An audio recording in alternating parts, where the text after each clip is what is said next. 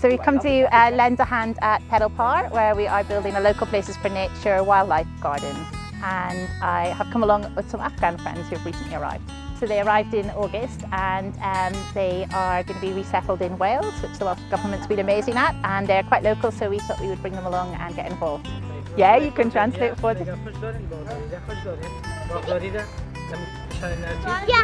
Yes! What do you like about it?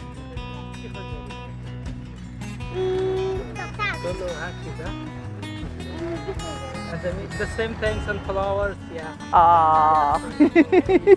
Today we are mainly planting and finishing the border.